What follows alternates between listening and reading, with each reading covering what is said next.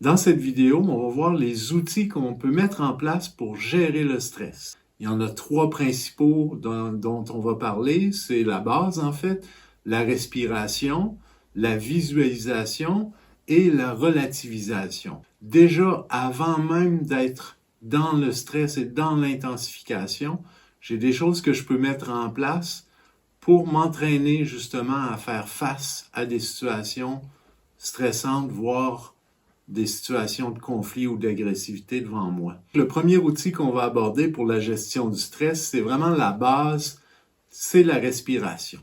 La respiration, on peut la mettre en amont, ce qui va nous permettre, quand on va tomber en intensification sur notre courbe du stress ou même en conflit face à un passage à l'acte, notre corps va avoir le réflexe de respirer profondément, ce qui va nous garder oxygénés, ce qui va empêcher aussi l'augmentation de notre rythme cardiaque. C'est toujours un peu le même principe, c'est-à-dire que je vais inspirer par le nez et en inspirant, je vais gonfler mon ventre. Je vais bloquer et ensuite je vais expirer par la bouche et en même temps que j'expire par la bouche, je vais vraiment pousser mon diaphragme pour fermer mon ventre le plus possible.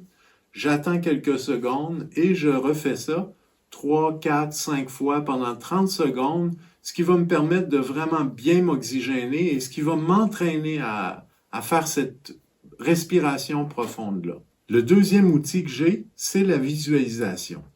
La visualisation, c'est souvent interprété comme la pensée positive, c'est comme la pensée magique. C'est pas du tout comme ça qu'il faut l'aborder. Il faut plutôt l'aborder comme les professionnels des sports extrêmes. Par exemple, on voit souvent au grand slalom, aux Olympiques, ils ont fait leur première descente de repérage et ensuite ils vont visualiser la descente. Ils ne sont pas en train de se visualiser avec la médaille d'or dans les mains. Ça sert à rien dans leur performance.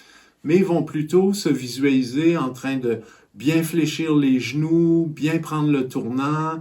Et à ce moment-là, ça va les aider, une fois qu'ils vont être dans la course, à bien avoir les bons mouvements. Donc, on peut transposer ça facilement en situation de conflit, par exemple. J'ai un conflit avec une personne au travail, je dois l'affronter demain en réunion et notre cerveau a la fâcheuse habitude de s'imaginer le pire. Donc, je vais être dans mon lit la veille en train de penser à la réunion de demain et je vais nous voir en train d'avoir des gros mots, de pas se comprendre.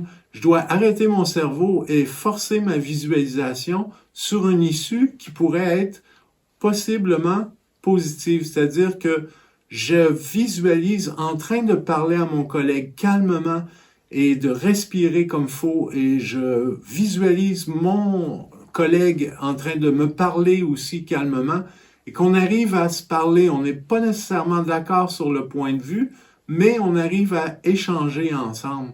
Ce qui va faire que le lendemain, quand je vais arriver dans la réunion, face au conflit, mon langage corporel n'aura pas du tout la même portée parce que mon cerveau a entrevu une issue plus positive au conflit. Donc, la visualisation, il faut vraiment la pratiquer de manière à, en amont, pouvoir visualiser le potentiel positif qu'il peut y avoir dans une situation conflictuelle. Le troisième outil qu'on a, c'est la relativisation. Donc, chacun a ses trucs pour relativiser plus ou moins vite. Moi, j'en ai un, mais bon, ça plaît pas à tout le monde, c'est sûr, parce que c'est un peu drastique. Quand je me retrouve dans une situation de conflit ou dans une situation qui est difficile, je vais relativiser en me posant la question, quelle va être l'importance de cet événement-là quand je vais être sur mon lit de mort? C'est sûr que c'est très drastique là, comme façon de relativiser, mais ça fait relativiser très rapidement beaucoup de choses. Donc, choisissez-vous une pensée qui peut vous permettre justement de relativiser pour pas rentrer en miroir avec la personne qui me présente des signes agressifs ou dans une situation conflictuelle. Trois outils qu'on a vus pour mettre en place en amont pour pouvoir gérer mon stress au mieux rendu dans la situation agressive ou dans la situation de conflit. On pratique la respiration le plus possible en amont avant d'être dans les situations stressantes. On visualise des issues possiblement positives face à des conflits ou à des personnes agressives.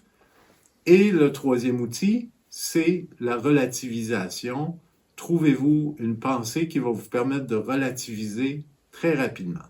Il ne faut pas oublier aussi qu'il faut se garder un temps dans la semaine pour soi.